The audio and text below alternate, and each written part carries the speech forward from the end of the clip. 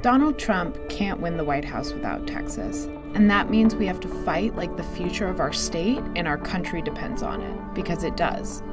Our party and the democratic movement we have built is powered by the hundreds of thousands of Texas Democrats who graciously contribute to our efforts. Over the years, thanks to individual donations of $3, $7, and $10, we have built a democratic infrastructure capable of turning Texas blue up and down the ballot. The support we've received from donors is incredible. These grassroots contributions are the driving force behind our work and our victories. Now we're headed into the most important election of our lifetimes, and we can't take our foot off the gas. We will never stop working to create opportunities for hardworking Texans. We're fighting for strong neighborhood schools, higher incomes for working families, quality healthcare, and an economy that works for everyone. By contributing just $7, you will propel our movement forward and bring us that much closer to flipping Texas. Together, we can win this election. Together, we can change the course of history.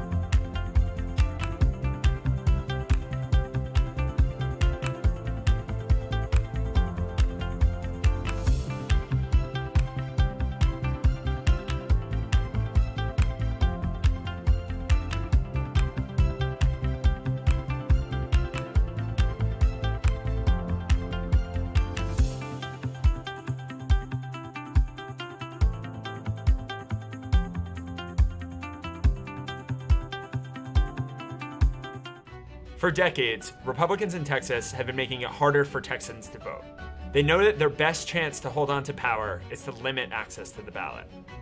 Because when more people vote, our democracy is strengthened. And when more Texans vote, Democrats win. Now, Republicans are exploiting a global health crisis to keep people from exercising their right to vote. And we won't let them get away with it. Texas Democrats will never stop fighting to expand and protect access to the ballot. In order to turn Texas blue in November, we're committed to registering and engaging a new electorate that reflects the diversity of our great state. But if we're going to be able to win, all eligible voters in Texas must be able to cast the ballot and have that vote count. When it comes to voter protection, we've taken to the courts to challenge Republican voter suppression efforts. We fought Republicans' discriminatory voter ID law and won, and beat David Whitley when he corruptly tried to purge the voter rolls. We've also launched a year-round voter protection hotline, which is helping voters navigate the voting process from beginning to end. In order to get more Texans registered to vote, we've undertaken the most expansive voter registration program in our party's history. We recently launched registertexas.com to ensure that all Texans can register to vote from the safety of their own homes. We're also mailing hundreds of thousands of voter registration applications to unregistered voters across the state. Democracy works better when more people vote.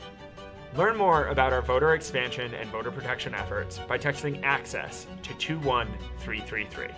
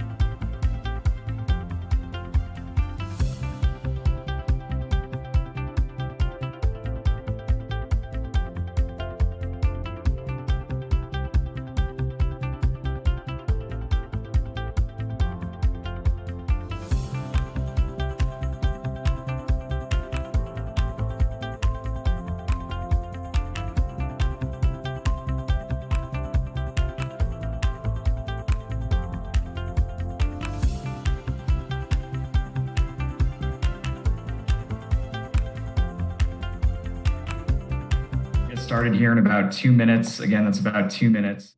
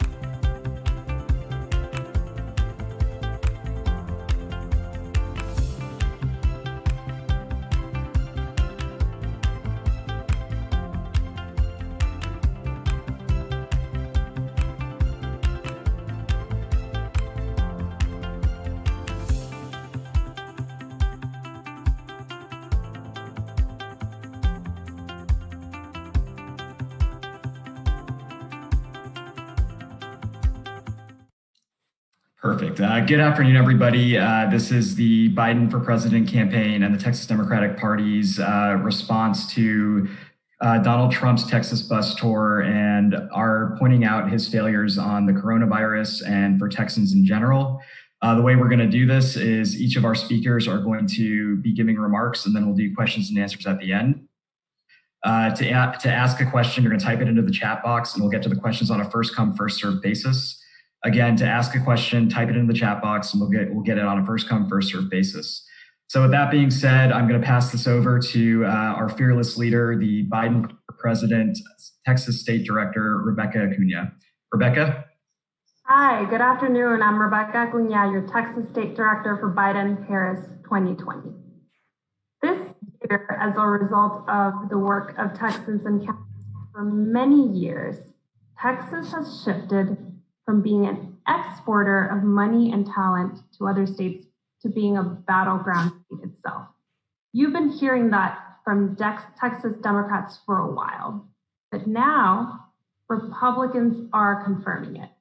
The Trump campaign has deployed their surrogates, including their former campaign manager, right here in Texas. That is because Texans are living through this Trump created. President Trump 8 months ago didn't have a plan to address COVID-19 when it was first emerging, and he still doesn't have one now. We are living with those consequences. Now it's back to school time. Parents are nervous. The president still has no plan to safely reopen our schools. He hasn't done any work to get the virus under control. It is evident that he is not worried about your kids' safety. He is only worried about his own reelection. We are all hurting as a consequence. Come election time, voters won't forget Donald Trump's failure to lead during this crisis. That has left so many Texans suffering. You'll hear about those failures and their impact on Texas families today from Congressman Lloyd Doggett, State Senator José Menendez, State Representative James Talarico, and Democratic Railroad Commissioner Chrysta Castañeda. We'll start with Congressman Doggett. Well, thank you, Rebecca. It is so good to be a part of this effort, along with great colleagues from the Texas legislature, and I believe soon to have a colleague to add some real balance over the Texas Railroad Commission. I am here as an enthusiastic supporter of Joe Biden and Kamala Harris. I've known Vice President Biden since he was serving in the Senate. Remember very well a great celebration here in Austin with him because of his work in authoring the Violence Against Women Act when we celebrated the presence here in Texas of the National Domestic Violence Hotline, which continues to do so much good. Really appreciate his efforts on that. But today, of course, my focus is on overall health, both individually and the health of our democracy. And I guess I should add in another health aspect, and that's the health of the Trump campaign. Because I think that while Trump supporters don't believe in wearing masks, they believe that all the rest of us should wear a blindfold, ignoring the failures of this administration. I can't think of a more appropriate spokesperson for the Trump campaign here or anywhere else than Dan Patrick. I'm glad he's leading this effort, the fellow who thought that our seniors were expendable in order to get the stock market up. Very much the same attitude as Donald Trump all the way. As far as our individual health, we had big problems because of the Trump administration on health individuals in Texas long before this pandemic. The Trump supporters took the position that they would have a magic plan that would replace the great Affordable Care Act under President Obama, but they never produced any care. They only had nothing care as an alternative.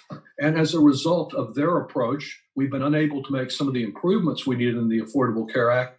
And because of the failures of Dan Patrick and the state Republican administration, we have more uninsured Texans, more uninsured children in Texas than any state in our country.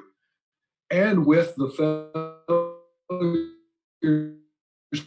of the Trump administration to the denial, delaying deception of President Trump, we have millions of additional Texans who've lost their insurance coverage when they lost their job.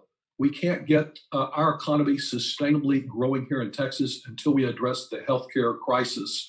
And Donald Trump continues to refuse to do that. I think that's a top issue. Equally important, however, is the health of our democracy. And we've seen that in Texas, we are voter suppression central when it comes to the state Republican leadership. At the same time that Donald Trump appears to be telling even Texas Republicans to vote by mail in direct contact with them, his attorney general here, our indicted attorney general, is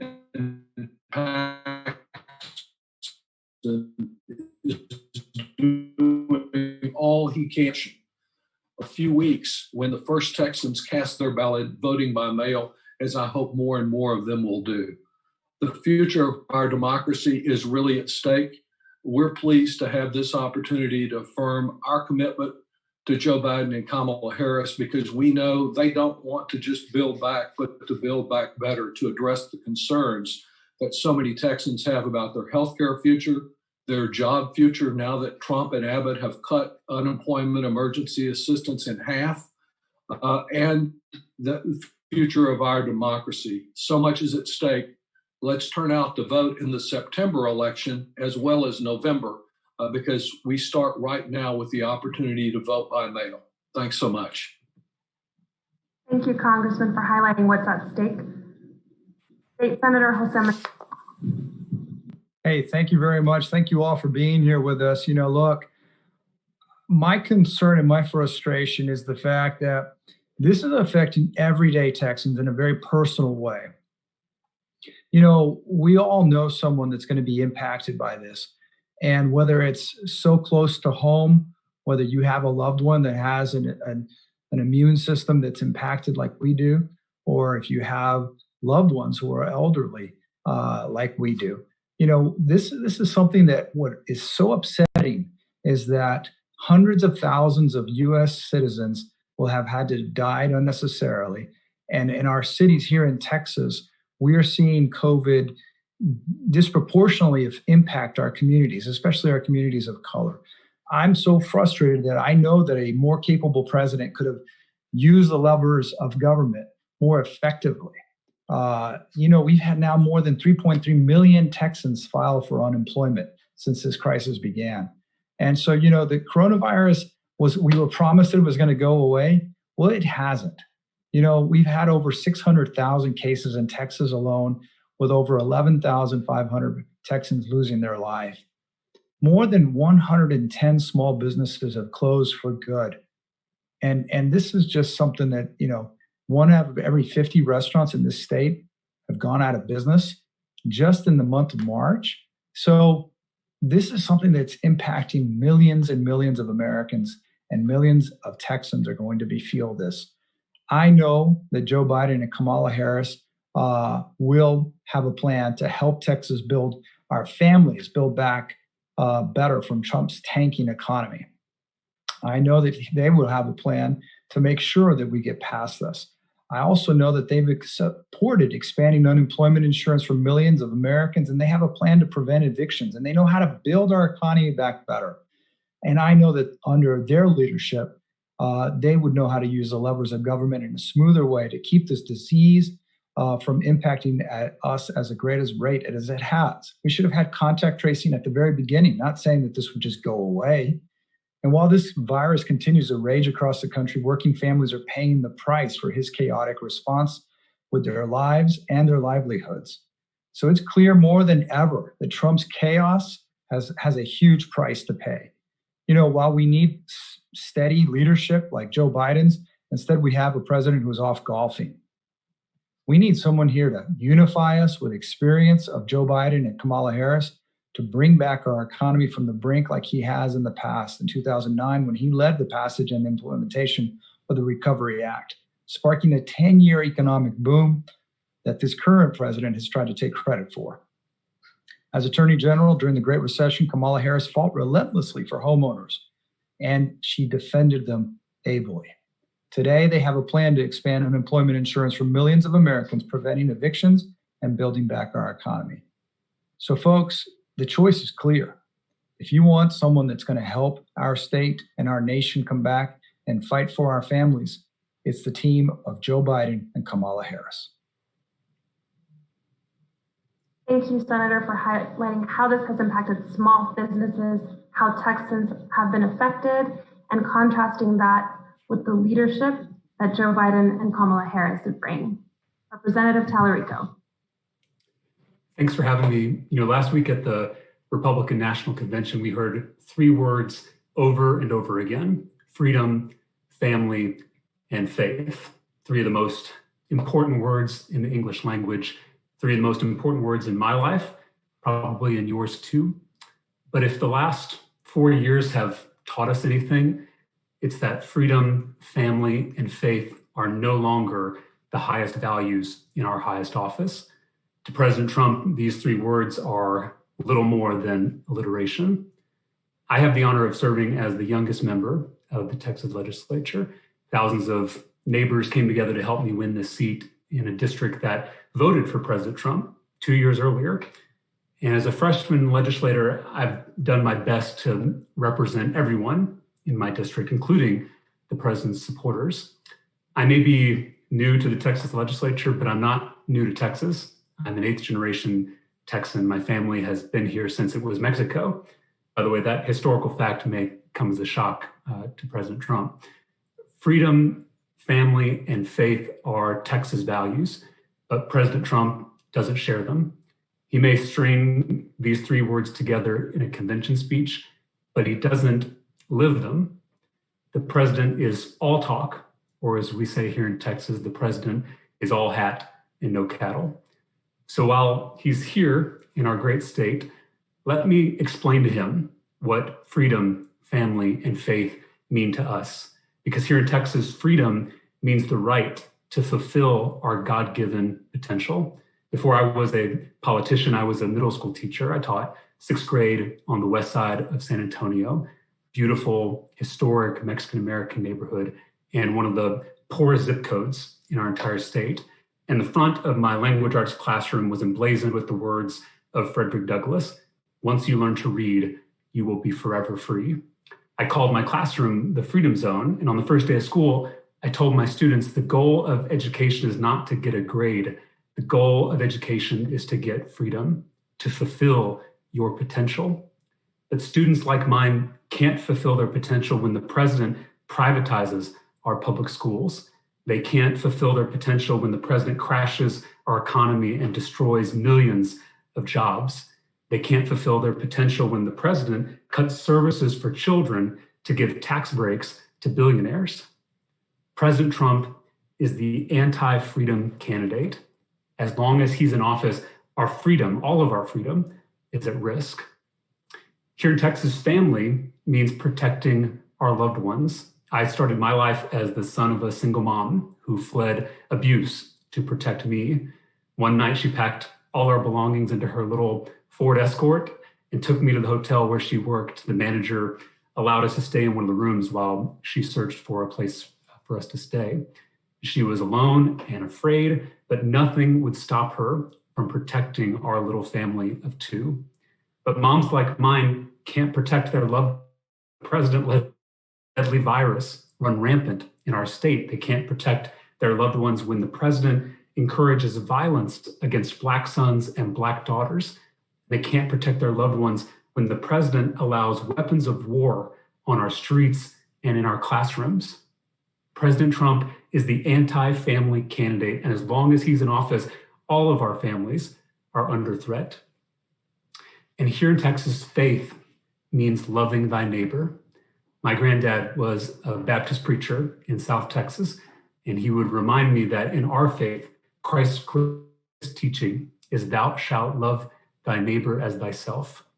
But we can't love thy neighbor when the president persecutes our Muslim friends. We can't love thy neighbor when the president cages children on our southern border. We can't love thy neighbor when the president denies health care for the sick, the poor, and the vulnerable. President Trump is the anti-faith candidate. And as long as he is in office, our faith is in danger. This president doesn't understand freedom, doesn't understand family, doesn't understand faith. They're just campaign buzzwords to him. But Texans know a con man when we see one. We need a president who shares our values, a president who will truly stand for freedom, family, and faith. And that's why I, along with millions of Texans, will be casting my vote proudly for Joe Biden on November 3rd. Thank you all so much for having me. Thank you so much, Representative, not just for your work in unifying Texans, but also for your work as an educator.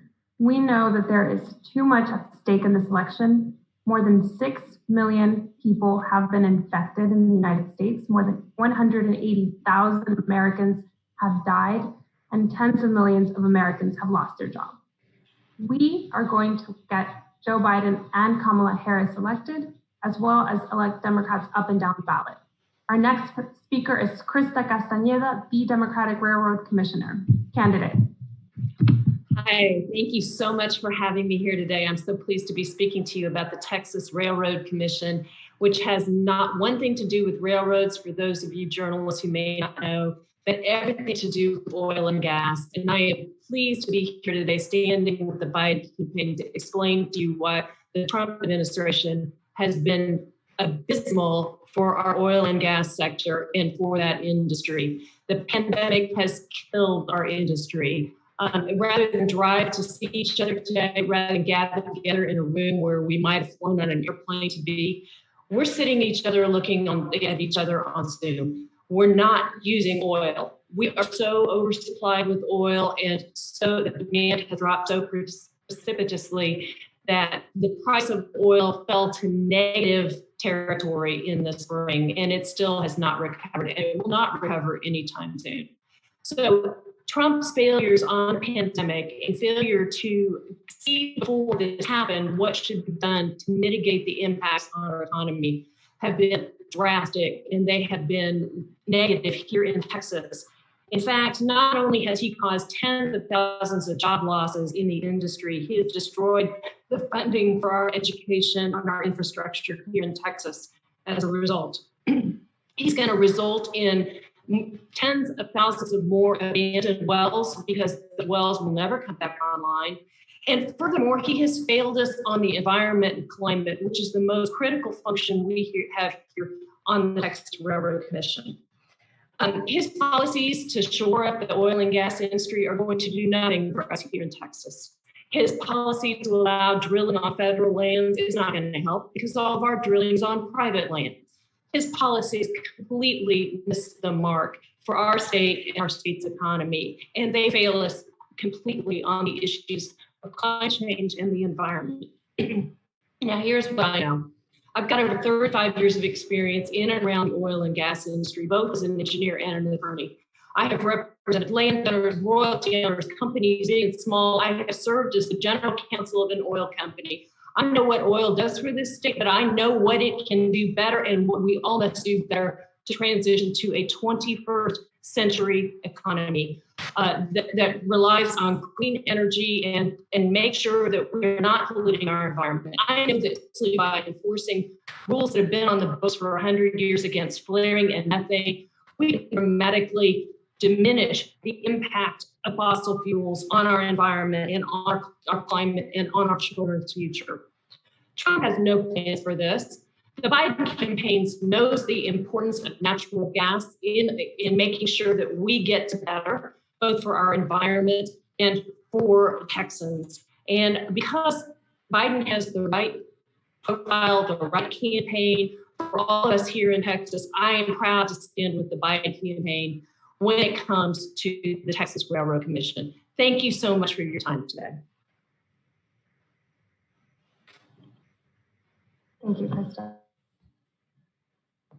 Great. Thank you, all of our speakers. You guys all had some great points there. And what it really showed is that Joe Biden is the candidate for Texas. On every single issue, in every single way, Donald Trump has failed Texans. And with all of that being said, what we're going to do now is a question and answer section. To type in your question, type it in the chat box right now. And like I said, we're getting to it on a first come, first served basis. Again, type in your question right now in the chat box and we will get to them on a first come, first served basis.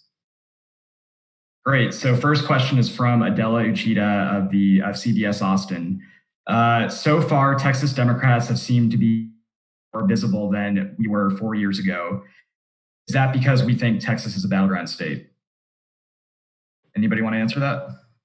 I think it's obvious that Texas is a battleground state. I think it's also where I think personally, I'm so committed to this, and I think many of my friends and colleagues are, because we all understand that we just cannot have another 4 years of Donald Trump's failed leadership. His attempts have completely failed, and we've seen the price that as a nation and as a state we've had to pay. I think 4 years ago, many of us felt that we were going to be calling Hillary Clinton the first female president of this country, and I think that's we were caught off guard then. We will not be caught off guard now. Great. Anyone else want to answer? Yeah, I'll just add that I think this race is neck and neck in Texas. Certainly the Republicans have the advantage because they have been in power for so long.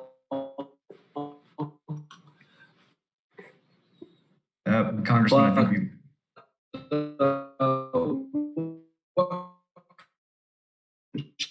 we're out there who not participating by. Are you getting me? You're a little bit difficult and breaking up right now. We'll come back to you though here in a second. The next question is. Go ahead.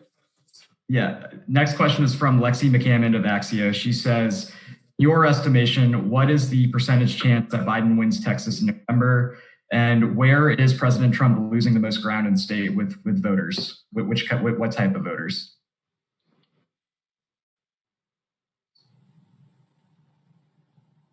You want to answer? I'll repeat it one more time.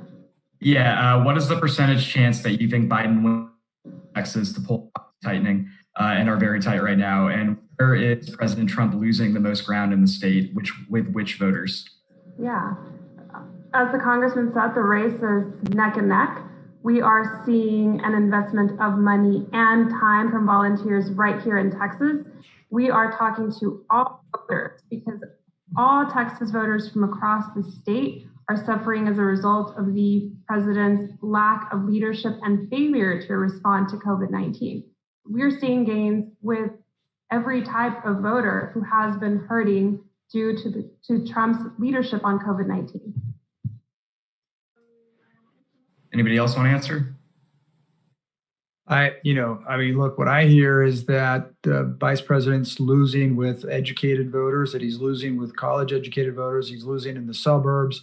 Look, I think there were people who took a chance on him because quote unquote, he was this supposedly wonderful businessman. I think that people are tired of on the job training. And this man on-the-job training has cost this nation billions, and it's cost us respect on the worldwide global spectrum, and it's cost millions of lives in this country. And I'm personally sick and tired of it, and I think many people are as well. Great. Okay. Just to add one more, if I'm coming in this time, I think the difference between where we are in 2020 and 2016 is that there are more and more Texans asking themselves if they are better off than they were 4 years ago. And clearly, no one can really say that, a few of the super ultra policies that have hurt so many others. So I think that will be much of the difference as the senator was just saying. There's so many people there physically to get us over the 50% mark. I agree completely. Great. Next question is Veronica Calderon of Univision. She says, Latino communities, as mentioned, have been specifically hit by the coronavirus and unemployment. What are the efforts dedicated specifically to attracting these voters in these unprecedented scenarios in this point in time? ¿Quiere que la conteste en español? Estoy muy contenta de hacerlo. El presidente no nos trata como que somos americanos, nos ha ignorado. Vemos que los votantes latinos han sido afectados desproporcionalmente por COVID, por la falla del presidente de tener un plan. Tenemos líderes latinas, hispanos en esta campaña que está haciendo la comunidad una gran prioridad este año. También esperamos que vamos a ver un porcentaje de 2 puntos de votantes hispanos en noviembre. Nos estamos comunicando con los votantes en la frontera, los votantes hispanos, lo estamos haciendo en una manera bilingüe y cada semana nos estamos contactando con miles de votantes, muchas veces en español. Nosotros hemos vivido por las consecuencias de la falla del presidente Trump. Son nuestras familias las que estamos perdiendo nuestros trabajos y nuestras familias. Great. Next question is from Aaron Navarro of CBS News. He says, looking down ballot, a lot of down ballot candidates that saw success in 2018 point to the energizing movement Beto had during his Senate run. While presidential elections, of course, bring higher turnout, how do you compare the grassroots energy Beto had in 2018 to Biden being on the ticket this year? I can answer that. As I mentioned earlier, I flipped a Trump district in 2018 in a fast-growing suburban district outside of Austin. And I not only had Congressman O'Rourke at the top of my ticket, I also had MJ Hager, who was a congressional candidate at the time in Williamson County. And I can tell you that MJ, who is now our Senate nominee, brings a ton of excitement and appeal to voters across the spectrum. I know because I ran with her in 2018 that she's going to be an incredible asset at the top of the ticket, along with Vice President Biden and Senator Harris. So I think we have the dream team going into November. Can I just add to that, as one of those, quote, down ballot races, I'm at the very top of the statewide ticket, and I see enormous energy in this race this year and in all of the down ballot races this year. I'll just use this point, the turnout in the Democratic primary runoff in the middle of July, after the longest runoff period really in the history of as far as I know. The fact of the matter is that there were a record number of votes counted and cast for MJ, and almost no ballot drop-off between her race and my race. That's how committed Democrats are to voting all the way down the ballot. We are getting that message out. We are spending an enormous amount of our communications time and budget getting that message out. Vote all the way down, vote blue all the way down, leave no Democrat left behind, and it's sinking in. Anybody else want to take that? I'll add one more thing. Senator, please. The only thing, Rebecca, perdón, es que since we know que tenemos medios de comunicación latinos, que la disciplina que tenemos que tener para votar por todos los demócratas, porque nos quitaron, por el miedo que nos tienen, nos quitaron la habilidad de votar la palanca como siempre lo hemos hecho.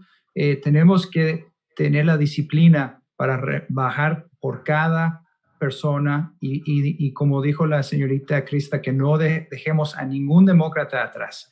Todos, desde la Casa Blanca hasta la corte de cada condado, tenemos que votar y que no nos cansemos, que tenemos que tener esa disciplina porque estas son las personas que van a luchar por usted.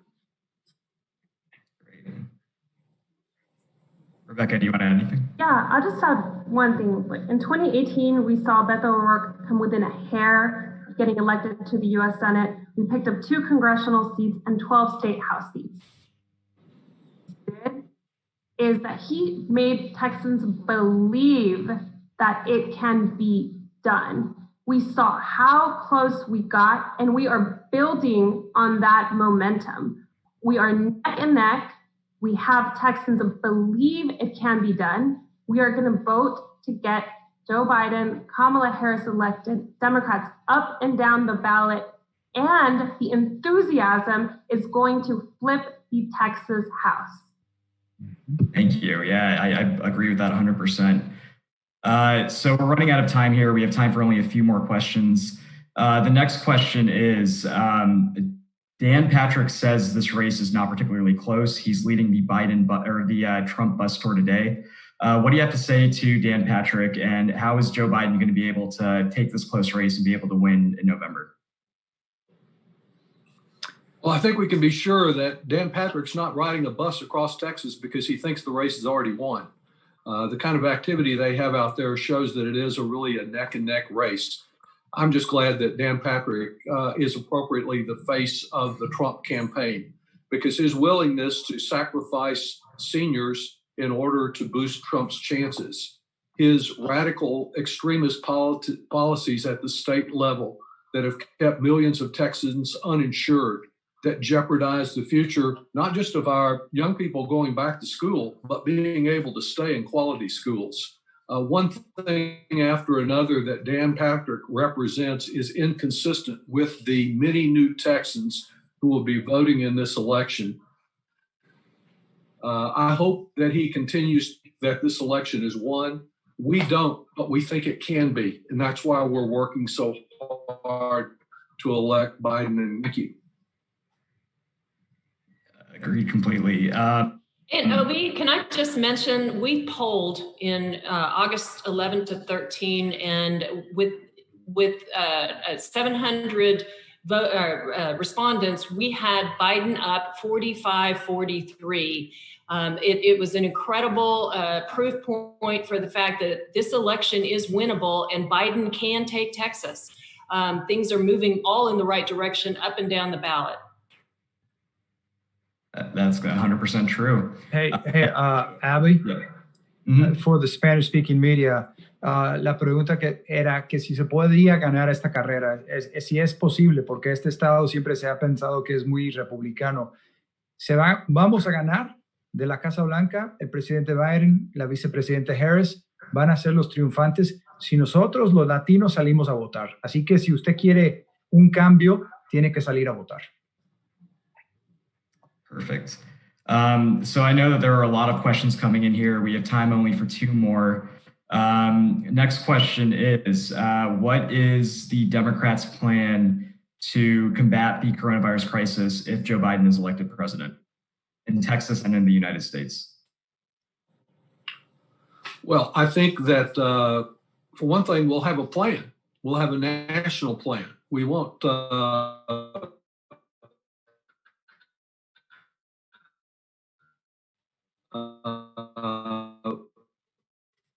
review that President Biden leading by example when it comes to the simple matter of wearing a mask and maintaining social distancing, not failing to lead or leading in the wrong direction as President Trump has done. And as to what we can do, really voters can look at what we have done in the House, providing the funds that are necessary for our schools to be able to open safely, for workers to be able to get the support they need until we have economic recovery, support for small businesses, and support for testing and treatment. Thanks very much. Well, and I'd like to add to the congressman, I want to thank him for his good work that he's been doing, trying to fight for small businesses. It has been the Democratic Congress that has passed the bills that would keep the funds coming for the small businesses, or those restaurants that are having to close, to keep their people employed.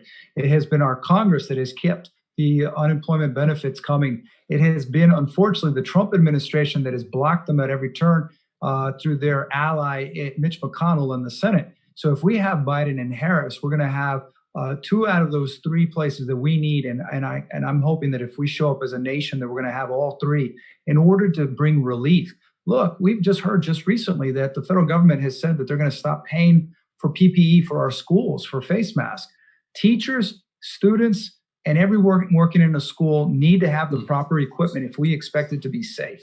I think at the end of the day, I think what's the biggest plan and the biggest benefit is having a president that believes in science, letting science and doctors lead the way on the plan for recovery. That will help us get past this coronavirus. Anybody else want to answer? All right, time for our last question, and it comes from Todd Gilman of the Dallas Morning News. He says, can Biden win the state without physically campaigning in it? Do you guys believe investment is going to be there to be able to win in November? And are there any plans for Joe Biden or Kamala Harris to visit Texas? Hi, Todd. How are you?